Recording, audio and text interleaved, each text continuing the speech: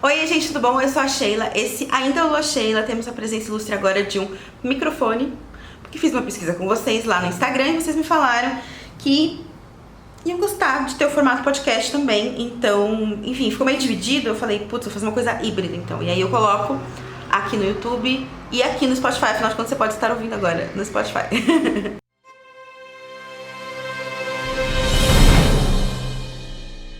Sejam bem-vindos a esse novo formato, que também vai trazer algumas mudanças na maneira como a gente vai conversar aqui, né? Afinal de contas, podcast é mais um áudio grandão que você manda no WhatsApp do seu amigo. Então, eu não vou editar, eu vou editar só mesmo as coisas muito, sei lá. Aí eu vou tentar não editar. Se falando já vou editar, mas na verdade eu vou tentar não editar. É um exercício imenso pra mim, porque eu quero deixar bonitinho assim, sabe? Mas aí vai também como... vou conseguir. E aí eu vou trazer então uma conversa, né, mais solta, assim, sobre algum tema. O tema que eu escolhi hoje pra começar essa nova série de vídeos é o lugar de fala.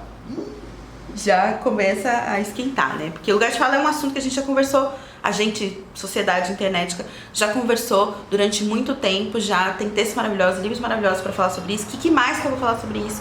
Eu vou falar sobre a relação de lugar de fala com a criatividade. Então, sobre um fenômeno que eu não sei se vocês conhecem, não sei se acontece aí na casa de vocês, na internet de vocês, das pessoas que não se acham representativas o suficiente para falar. E aí isso na criatividade entra em não se acham representativas o suficiente para se expressarem, para escreverem, por exemplo, para criarem obras, enfim, elas acham que elas não são representativas o suficiente. A própria estrutura da frase, né, o representativas o suficiente, já traz um pouquinho a dica desse lugar que é também um outro lugar de debate, que é a ideia do ser bom o suficiente, né? O que é esse suficiente?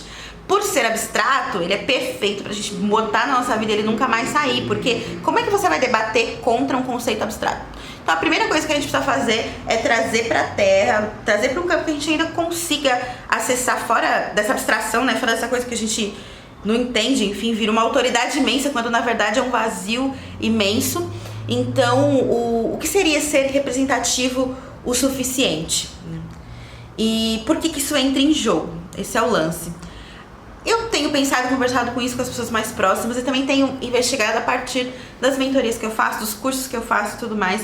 Me parece que esse representativo suficiente tem a ver com ser representativo de algum grupo que já está estabelecido como grupo e que está buscando estabelecer sua própria narrativa de mundo, seu próprio jeito de olhar o mundo e tudo mais. Então, por exemplo, no caso das mulheres, vou falar das mulheres especificamente porque é uma categoria a qual eu pertenço, eu me sinto mais à vontade para falar, mas é óbvio que a gente pode pensar em várias outras minorias, né, que no decorrer da história se sentiram e tiveram sua voz tomada, né, tiveram seu lugar de fala tomado. Então tinha gente lá falando no lugar da gente e aí teve um movimento de tomada desse lugar. Mas se a gente levar, então peraí, é um lugar público, né? Então tem um lugar lá, um palanque, um lugar onde alguém vai falar o que é ser mulher. E aí a gente pede então que seja uma mulher que fale o que é ser mulher. Aí desenvolver esse conceito para o nosso contemporâneo e tal, isso foi avançando e aí a gente percebe, por exemplo, que só ser mulher não é o suficiente, que tem uma série de outras interseccionalidades, né? Então a gente tem a questão da mulher negra, a gente também tem a questão das classes, né? Então da mulher periférica e mesmo a representatividade da mulher de classe média. E aí justamente a gente começa a entrar no lugar que é complicado, mas que é fundamental da gente abrir essa caixa para entender por que um conceito tão bacana no campo social pode acabar bagunçando o campo expressivo. Porque a gente, no final das contas, pegou o lugar de fala e trouxe do lugar público para nossa casa sem nenhuma ressalva, assim, como se você, vou instalar uma lâmpada em casa, por que não um poste, né? Você vai lá e coloca um poste, mas o poste é ótimo publicamente. Na sua casa a gente precisa ter outro trato, né? Isso tem a ver também com entender que a gente não é só sujeito público, a gente também é sujeito psíquico e que se a gente deixar esses conceitos que são maravilhosos para pensar as questões sociais, as questões coletivas, elas podem minar nossa individualidade, né? Nosso jeito, nosso outro lado, né? A gente é sujeito público, sim, mas a gente também tem a nossa singularidade. Então, ao mesmo tempo que eu pertenço, sim, a algumas categorias, então eu sou uma mulher, eu sou branca, eu tenho origem periférica, mas hoje em dia eu pertenço à classe média, sou classe média ascendente, portanto, nessas categorias que a gente tem, mas ao mesmo tempo tem as minhas questões singulares, né? As minhas questões que, por mais que tenham correspondência com lugares históricos, sim, eu defendo muito isso, são correspondentes a lugares históricos que ainda não foram erguidos como categoria, não foram elegidos agora, nesse momento contemporâneo, como grandes categorias. Então, por exemplo, eu tenho minha questão com a doença mental, né? Então, com o diagnóstico da bipolaridade, que pra mim hoje em dia já saí desse lugar da doença, mas que em algum momento chegou a me imobilizar. E aí, esse lugar que é singular, e a própria singularidade desse lugar, então, como é que eu exerço na minha vida, a partir das minhas peculiaridades, a partir da minha história de vida, mas a história minúcia, sabe? Não a história pública, as coisas pequenas que aconteceram, que foram me formando, os meus antepassados, os meus livros antepassados, os meus acontecimentos de vida, o meu corpo, a maneira como ele se constitui. Vamos pensar aí, eu gosto de falar isso sempre, que o processo evolutivo é um processo que não acabou quando você nasceu, ele continua. Então, ainda somos, né, resultado desse processo evolutivo, ainda somos bichos dessa terra, respondendo a questões muito antigas de sobrevivência. Então a gente precisa estar o tempo inteiro lidando com tudo isso, com ser bicho, com ser sujeito social e com ser, acabei de acrescentar mais uma categoria aqui, tinha esquecido, com ser então bicho, com ser sujeito social e com ser sujeito singular, né, que é o resultado de tudo isso. O sujeito singular não quer dizer que você tá lá no nada, eu não acredito nisso não acredito em universal, não acredito estou boiando no universo sideral e não pertenço a nada e a ninguém, o tempo não, é o contrário. O sujeito singular, ele é extremamente histórico, mas ele é de uma historicidade que ainda não foi alcançada, não foi conceitualizada, né? Que a gente ainda não consegue simplesmente chegar e debater. E daí que tá a importância... Ai, bater palma atrapalhei? Pois me falem. Aí que tá a importância da gente entender que o lugar de fala, quando chega na questão privada, no singular, ele não é... A gente não pode se perguntar se a gente é representativo o suficiente para falar em nome de... E sim, qual é a história que só a gente pode contar? Qual é o texto que só a gente pode escrever? Isso nada mais é do que a voz literária. Voz literária é o lugar de fala, mais lugar de fala entre os lugares de fala. É o campeão da corrida dos lugares de fala, em termos de qual é o mais específico. É a voz literária, é a sua voz de escrita, como você se comunique, como quando a gente encontra, quando um escritor, um artista encontra a sua voz criativa, a gente ouve, a gente lê, a gente vê e a gente fala, nossa, é daquele artista. Isso aqui não é aquele artista. E aí tem essa coisa de perceber, então, inclusive quando essa voz reverbera, então, nossa, isso aqui tem alguma coisa daquele artista, alguma coisa, não sei, se transforma pelo tempo, pela maneira como lidou, mas tem alguma coisa daquele lugar, porque é tão singular, né? E não é singular porque tá fora da história, gente. Não é porque, nossa, meu Deus do céu, isso é tão transcendente que não é histórico. Eu acho que mesmo a transcendência ela é histórica, tudo é histórico. E olha que eu sou uma pessoa bastante conectada com a coisa do divino, do universo e tal. Vocês sabem, já devem ter percebido que eu sou bem assim. Mas eu também sou muito dos livros, assim. E aí a gente precisa entender que a historicidade, que é essa maneira de ver o mundo a partir do tempo, né? Ela só enriquece o debate sobre quem a gente é, né? Então não precisa separar, né, o lugar de fala. Quando a gente traz do lugar público para o lugar singular, sem mudança nenhuma, a gente tá usando um conceito que é tão maravilhoso para paralisar a nossa fala. Então, eu vou deixar de escrever, eu vou deixar de me comunicar, eu vou deixar de me expressar porque eu não represento. Para que isso serve em termos psíquicos? Serve para te paralisar. Você não representa o quê? Você não é bom o suficiente para representar o quê? Você não representa o suficiente o quê, né? Então, eu queria trazer esse pequeno tour, né, na visão do que é o lugar de fala no campo da criatividade. Quando a gente está falando de expressividade, de voz literária, de voz criativa, a gente precisa ser ainda mais radical no campo do lugar de fala. Não tô falando pra gente não usar o conceito, simplesmente usar de maneira ainda mais radical. Então, não parar com ele aqui, vamos pro fundo dele. E o fundo dele significa não. O fundo dele tem ali um lugar em que todo mundo encontra o seu próprio lugar de fala, né? Então, se você for pensar no lugar de fala ali, mas pensa na minúcia. Cada um vai ter o seu lugar de fala, né? Cada pessoa é um lugar de fala. Só que às vezes não é a hora de você falar, né? Quando é público. Mas quando a gente tá falando de campo expressivo, a gente, quando tá escrevendo, quando a gente tá criando, a gente não tá se apropriando de um palco, ou de um palanque, ou de um espaço que já existe. A gente tá criando um espaço. E você criou esse espaço, você pode mobiliar esse espaço com a sua voz. Então, vamos criar esse espaço único, que é o espaço da arte, da criatividade. Vamos colocar a nossa voz dentro e vamos aproveitar esse conceito, que é o lugar de fala, não pra gente falar mais ou menos, enfim, acho que essa nem é a questão, e sim pra gente entender a especificidade, né, do que a gente fala. E aí, na prática, o que isso quer dizer?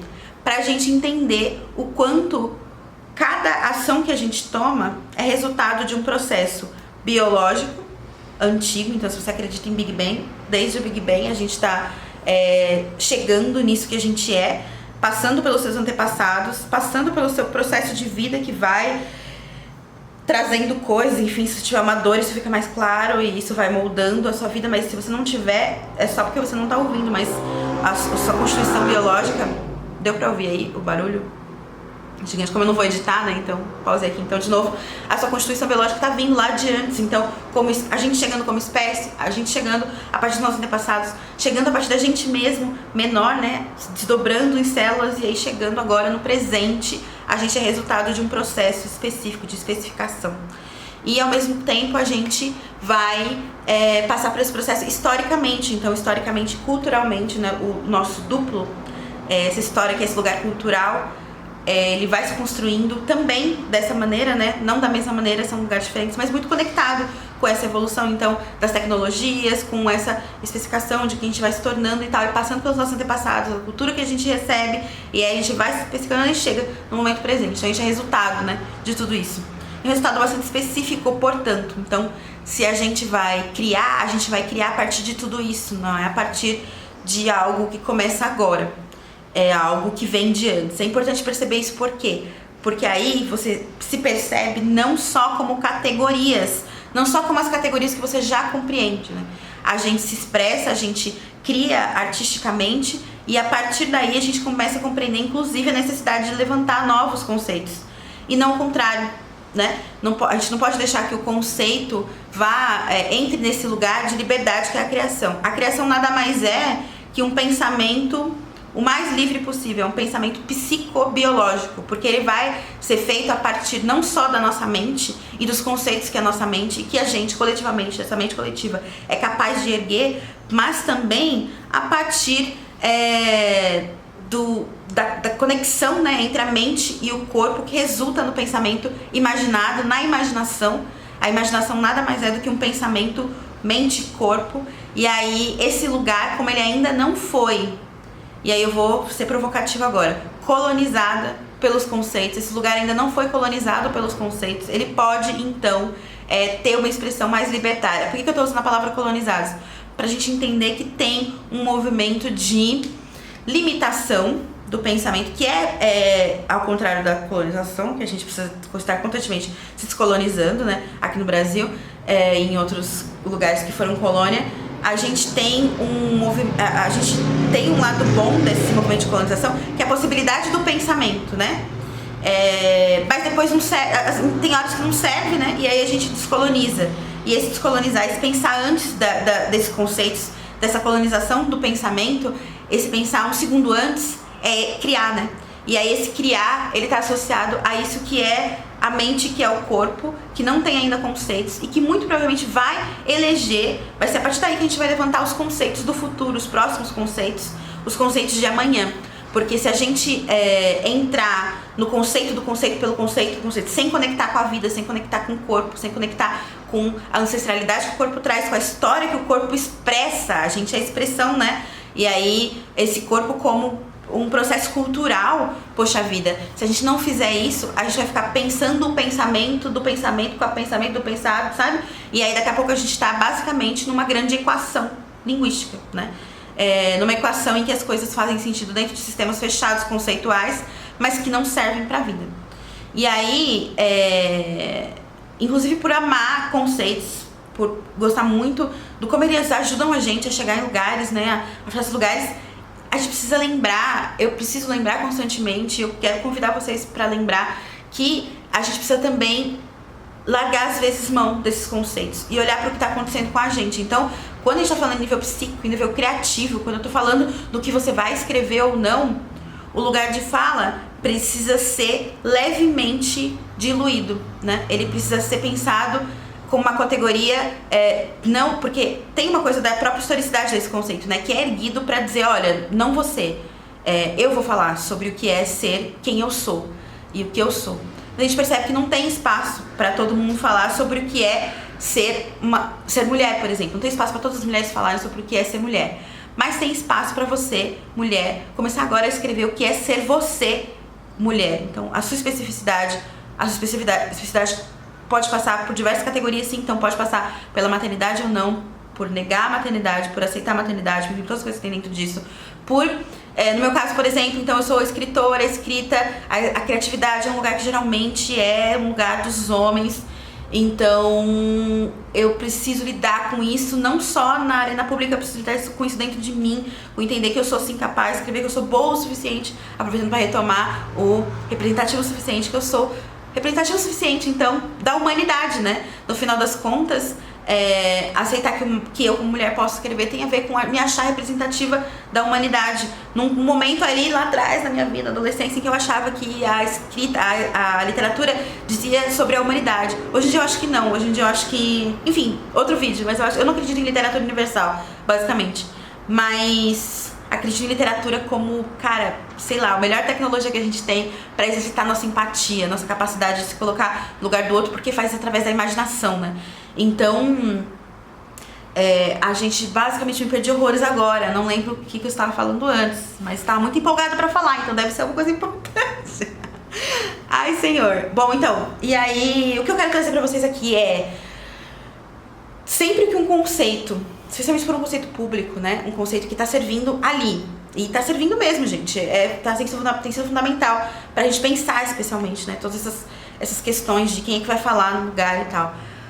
Esse conceito serve ali. Quando eu vou trazer ele pra cá, eu preciso pensar se ele me liberta ou se ele me inibe, né? Se ele me traz apatia, se ele me faz me sentir menos capaz de ser quem eu sou, como ser expressante, por exemplo. Então eu me expresso e eu me sinto menos capaz de me expressar.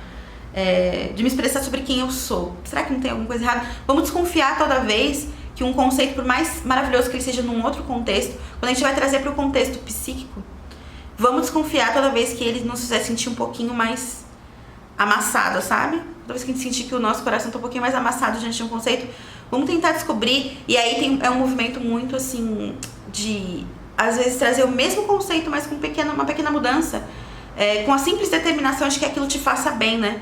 Então, como é que a gente pode trazer esse mesmo conceito? Também não vamos distorcer, mas para o nosso movimento psíquico interno, pra gente como criador, como pessoa que tá pensando, que tá criando, e tornar isso um movimento gosta mística. Mas se você não tá ligado, não quer pensar em universos paralelos, vamos pensar nas câmaras, né, secretas do nosso subconsciente. Então são lugares, né? Falar em câmara paralela, na verdade, câmara paralela. Nossa, misturei. De universos paralelos é um jeito de, na verdade, criar uma imagem fora para uma coisa que tá dentro e às vezes facilita mesmo o processo de se enxergar.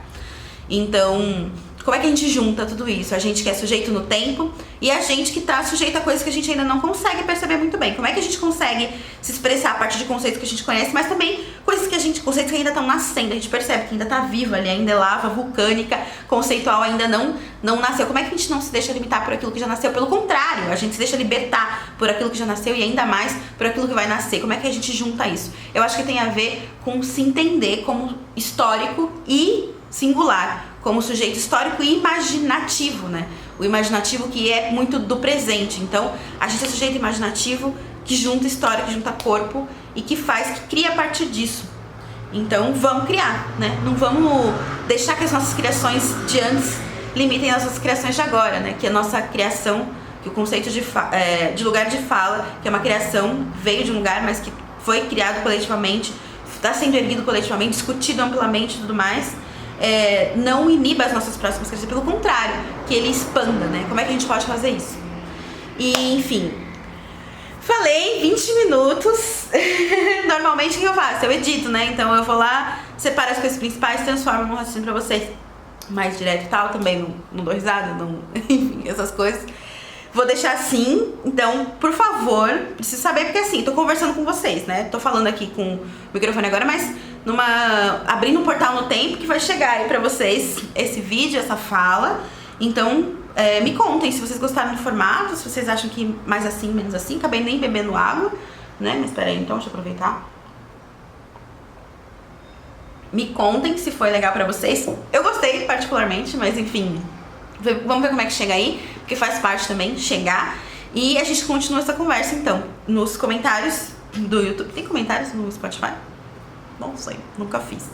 Enfim, os comentários no YouTube, no Instagram, tô sempre conversando por lá, comentando os comentários, inclusive, no Stories e pedindo, conversando com vocês, né, sobre o que é a próxima grande demanda nesse campo, que é o que eu quero conversar com vocês, sobre criatividade, sobre ser criativo, sobre vida criativa, escrita também, mas enfim, tudo isso junto. É isso. Nossa, vocês veem que eu me perco. Vocês não tinham suspeitado isso provavelmente, porque todas as vezes que eu me perco eu edito. Agora podem ver que eu me perco aí algumas vezes. E me empolgo também bastante, então fica aí os dois lados.